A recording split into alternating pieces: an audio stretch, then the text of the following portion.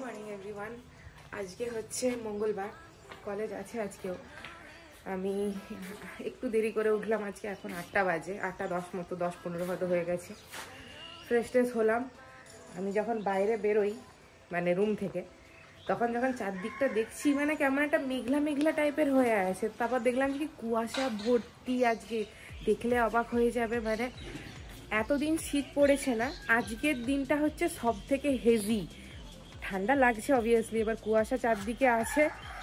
দেখো আমি দেখাচ্ছি, এই যে মানে এই যে কি বলবো, 2023-এ তো এরকম কুয়াশার দিন দেখতে পাইনি আমি। শীত তো পড়েছে 2023 থেকে, কিন্তু 2024-এ এটা ফার্স্ট যে এরকম দেখা যাচ্ছে না চারদিকে।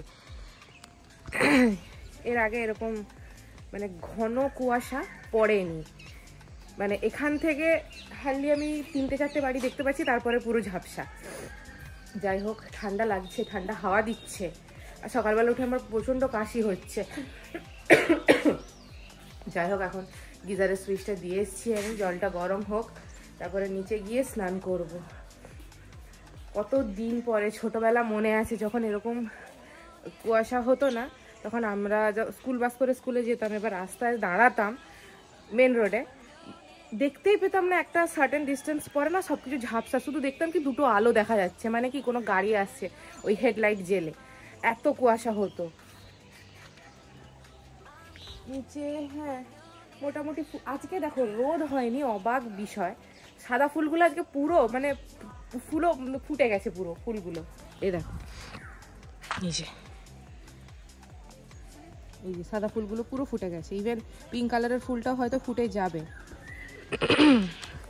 যেদিন যেদিন রোদ হয়, এখানে যে জেঠু এটা কেন দিয়েছে বুঝতে পারি না। এটা না মাঝে মধ্যে কেউ যদি না খেয়াল করে ওইদিকে চলে যায় না, গলাতে লেগে যাবে, মানে গলাতে লেগে টানা হয়ে যাবে। সেভাবেও লাগবে না, টানা হয়ে যাবে, এই জন্য মাথা নিচু করে যেতে হয়। যাকে কালকে তো ক্যাপসিকামগুলো তুলে নিয়েছি, তাও দুটো রেখেছি, দুটো ওইগুলো না ছোটো ছোটো, সেই কারণে রেখে দিয়েছি পালাই। কারণ কি বেশিক্ষণ কুয়াশাতে থাকা যাবে না, ওইটা পড়ছে না মাথায়, তো আরও বেশি কাশি হবে আর ঠান্ডা লেগে যাবে। জামা কাপড়গুলো তুলে নিই, নিচে গিয়ে স্নান করে নেবো। 9টা বাজতে যায়, স্নান আমার হয়ে গেছে। এবারে ফুল তুলতে যাবো, যে ঠাকুরকে ফুল দেবো। ফুল তোলা হয়ে গেছে। আজকে মোটামুটি কালকের তুলনায় অনেক বেশি ফুল হয়েছে। ফোটেনি সেটা আলাদা কথা, কিন্তু হয়েছে অনেক বেশি ফুল। সামনে থেকে অলরেডি ফুল তুলে নিয়েছি, দেখি তুলসী পাতা বেল পাতার খুলে আমি ওপরে চলে যাবো। সকালে মানুষের ঘুম ভেঙে যাচ্ছে, ওই থাকা পূজা চলছে টং টং করে। বাবা একটু টাইম নেই, রেডি হয়ে যাই, বেরোবো। এই মানছ নাকি খাওয়ার? ওই দেখো, হ্যাঁ ये क्या है? এটা এইটা পিরিং শাকের তরকারি। থালা সাজিয়ে নিয়ে এসেছে গো, পিরিং শাকের তরকারি। জামাই আদর। তুমি তোমার ঘরে কি করে জামাই হবে? ও বাবা, অনেকগুলো পেশেন্ট আছে, দেখে নি সবকে। 10টা বেজে পেরিয়ে গেছে, আমি রেডি হয়ে গেছি। আর দেখো আজকে ঘড়িতে চার্জ ছিল না বলে ঘড়ি পরে যেতে পারিনি, ঘড়ি এখনো চার্জ হচ্ছে না, এখনো বাকি আছে। ফুল হয়ে গেলে আমি খুলে দিয়ে যেতাম। যাই হোক, আমি এবার বেরোই।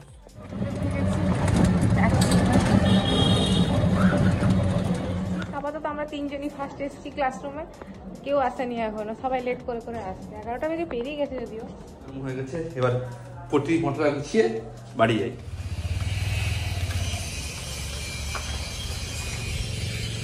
এখানে পাইপ লাইন বসবো না, দানা দানা কেন বললো? খেজুর গুড়ে কেউ দানা হয়? ওই দেখো দানা, দানা কি বলছো? তাহলে আমি যে 4.5 কেজি গুড় নিয়ে এসেছি, কি গুড় সেটা? ও দেখি চলে নাকি।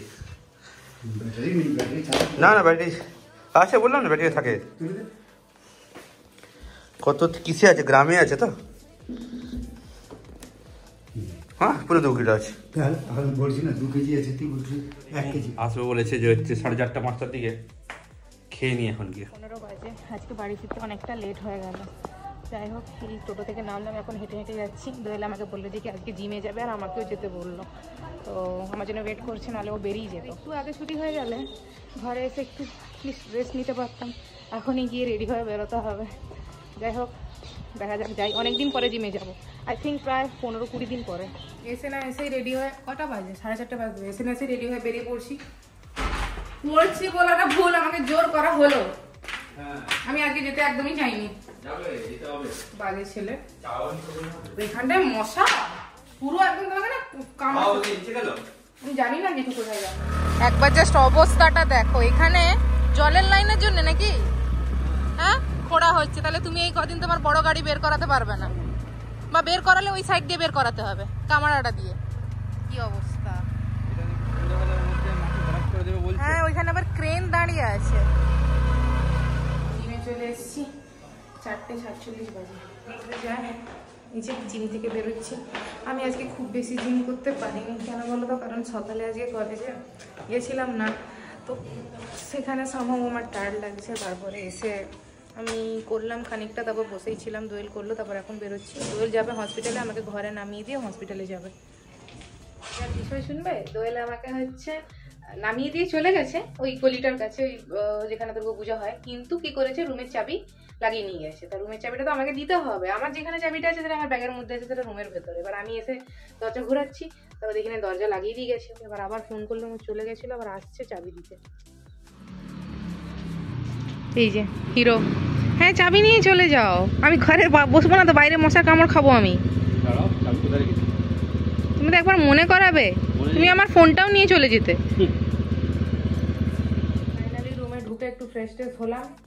আর কি চরম খিদে পাচ্ছে আমার, কারণ সেই যে সকালে আমি ভাত খেয়ে গেছিলাম, তারপর অতক্ষণ কলেজ থেকে এসে তো টাইম পেলাম না কিছু খাওয়ার, ফ্রেশ হওয়ার ঠিকভাবে।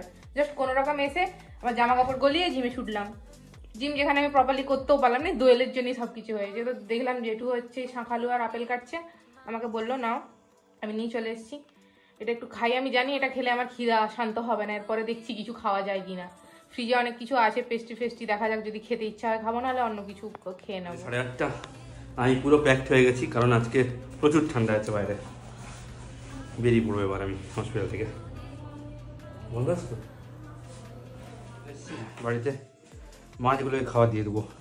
সেটা করে টাইম হয়ে গেছে ওদের, অলরেডি উপরে চলে এসছে।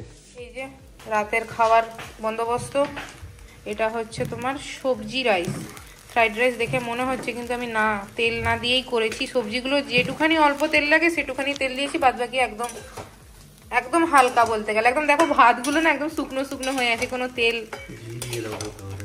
না, ঘিও দেবো না, এমনি হোক। এইটা আর দোয়েল এখানে এই যে চিকেন দিয়ে কি সব করে ফেলেছি। কি করছো বলে ক্রিমি চিকেন, এটা ক্রিমি চিকেন মোটেই না, এটা চিকেন।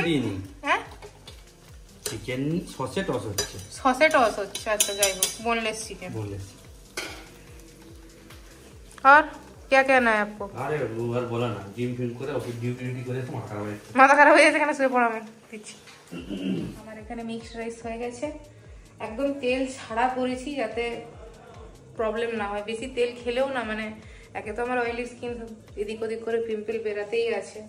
তো যেহেতু আমার ফ্রাইড রাইস খেতে খুব ভাল লাগে, মানে খুব ফ্রাইড রাইসের চিলি চিকেনটা তো তোমাকে ওই কর্নে ডুবিয়ে ভাজতে হবে, তো ওইটা অ্যাভয়েড করি খাওয়া। তাও মাঝে মধ্যে ইচ্ছে হলে করি, কিন্তু ফ্রাইড রাইসটা যেহেতু শীতকাল আর গাজর, বিনস, মটরশুঁটি এগুলো হিউজ পরিমাণে ওঠে, তো ফ্রাইড রাইসটা খেতে আমার ভালো লাগে বলে করি, কিন্তু তেল ছাড়াই করি। এটা যেমন আজকে একদম শুধু সবজিগুলো ভাজতে যেটুখানি তেল লেগেছে, একদম অল্প, ননস্টিকে তেল কম লাগে।